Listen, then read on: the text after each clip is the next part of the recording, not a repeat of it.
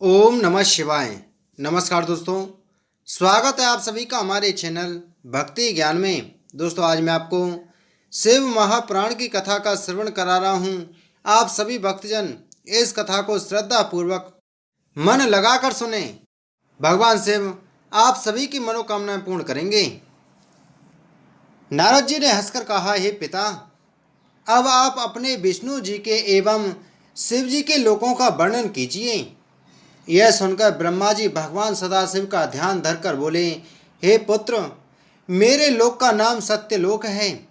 इसके ऊपर विष्णु जी तथा शिव जी के लोक हैं, जिन्हें वेद तथा पुराण परम धाम कहकर पुकारते हैं। सत्यलोक के ऊपर बैकुंठ लोक है। वह 16 करोड़ योजन की परिधि में चौकोर बसा हुआ है। उसमें रत्नों से भरे हुए स्वर्ण मंदिर, बाग, उपवन तथा कुएं आदि सर्वत्र सुशोभित हैं। इसको स्वर्ग भी कहा जाता है। हे नारद, अब मैं तुमसे उस लोक का वर्णन करता हूँ जो स्वर्ग के ऊपर है और जिसे स्वामी कार्तिकेय लोक कहते हैं। वह लोक 64 योजन की परिधि में चौकोर बसा हुआ है। उस लोक के सभी घर रत्नों से भरे हुए हैं। उस लोक के स्वामी कार्तिकेय हैं, जिन्होंने तारकासुर का वध कर देवताओं को आनंद प्रदान किया था। वे भगवान सदाशिव के पुत्र होकर उन्हीं के पद पर विराजमान हैं। हे नारद, उस लोक के ऊपर शक्ति लोक है। वहाँ संपूर्ण सृष्टि की माता जगदम्बा आदि शक्ति निवास करती हैं। वहाँ इंद्र आदि देवता जगन माता की सेवा करते हुए उनके चरणों का ध्यान धरते रहते हैं। हे पुत्र, तुम्हें यह जान लेना चाहिए कि इस सृष्टि के संपूर्ण प्राणी उन आदि शक्ति की कृपा से ही ठहरे हुए हैं।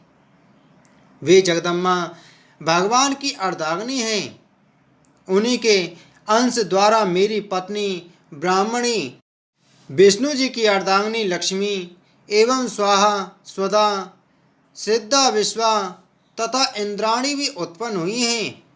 वह शक्ति लोक भली भांति सजा हुआ है।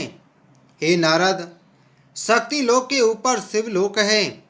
वहाँ किसी को चिंता और मोह नहीं व्यापते हैं। जिस स्थान पर भगवान सदाशिव का सिंहासन है, वह स्थान परम मनोहर है। शिव जी के बैठने का सिंहासन रत्नों से जड़ा हुआ है। उसके पास ही शिव जी के तथा भगवती आदि शक्ति के अनेक निवास एवं विहार स्थल बने हुए हैं। उस शिवलोक का विस्तार 256 करोड़ योजन है। उस लोक के बीचों बीच अत्यंत सुंदर, पवित्र तथा सब प्रकार की चिंताओं को नष्ट करने वाला भूत भावन का मुख्य निवास स्थल बना हुआ है। उन त्रिशूल पानी शिव जी द्वारा ही मेरी विष्णु जी की तथा रुद्र की उत्पत्ति हुई है।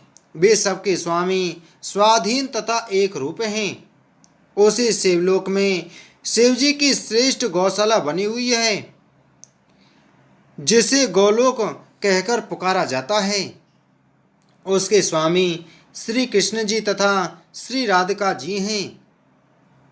श्री सूत जी ने कहा, हे ऋषियों, ब्रह्मा जी के वचन सुनकर नारद जी अत्यंत प्रसन्न हो प्रेम एवं सुख रूपी समुद्र में गोते लगाने लगे।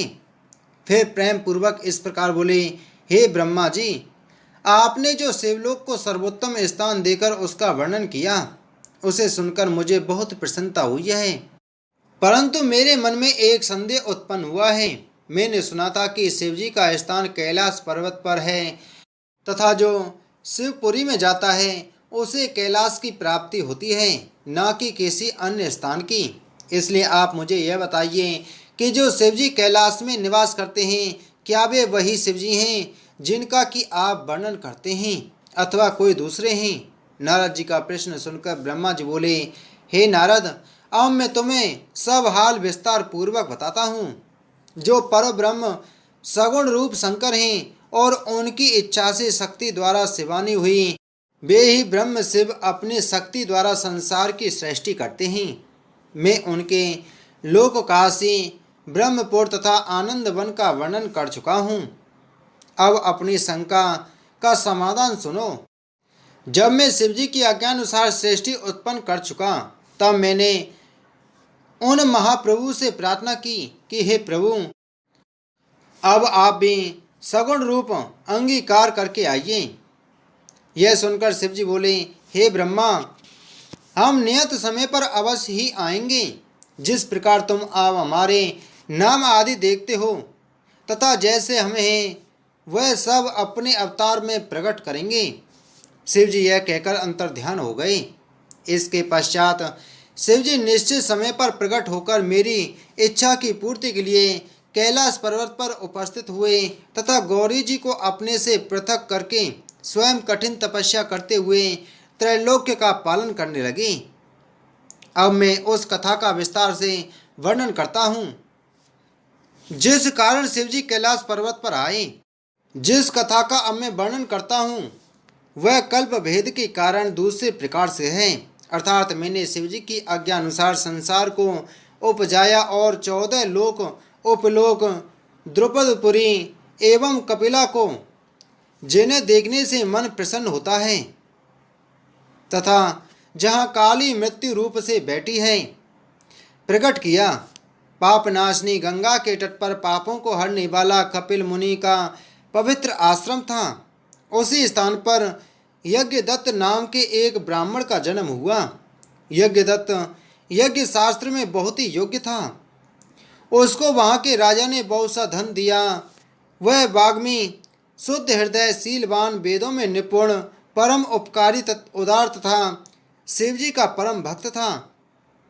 उसकी स्त्री अत्यंत पवित्र, पतिव्रता, गृह कार्य में निपुण तथा अच्छे कार्यों को करने वाली थी। कुछ समय पश्चात उसके एक पुत्र उत्पन्न हुआ। उसका नाम उन्होंने गुणनिधि रखा। गुणनिधि ने थोड़े ही दिन में अनेक विद्याएं सीख लीं, परंतु कुछ दिनों के पश्चात वह कुल की रीति छोड़कर बुरी रीति पर चलने लगा। उसने बुरे मनुष्यों की संगति की। उसी के फल स्वरूप उसकी बुद्धि भ्रष्ट हो गई, क्योंकि अच्छे और बुरे कर्मों पर संगति का प्रभाव अवश्य पड़ता है। गुणनिधि उस अज्ञान अवस्था में बुरे लोगों के संपर्क में आया जाया करता था। धीरे धीरे उसके सब धर्म नष्ट होने लगे। वह वेदों के विपरीत कर्म करने लगा। वह बड़ा छली तथा जुआरी हो गया। उसकी माता उसको नित्य भले भले उपदेश करती, परंतु वह पिता के निकट कभी भी न जाता। जिस समय उसकी माता गृह कार्य में संलग्न रहती, वह घर की चीज़ें चुरा कर ले जाता। एक बार उसके पिता ने पूछा कि गुणनिधि कहाँ गया। तब माता ने उत्तर दिया कि वह स्नान, पूजन तथा भोजन आदि से निवृत्त होकर अपने मित्र विद्यार्थियों के साथ पाठशाला चला गया है। इस प्रकार उसकी माता ने उसके पिता से उसके अवगुण को छिपाया। बोलो शिव महापुराण की जय। बोलो शिव शंकर भगवान की जय।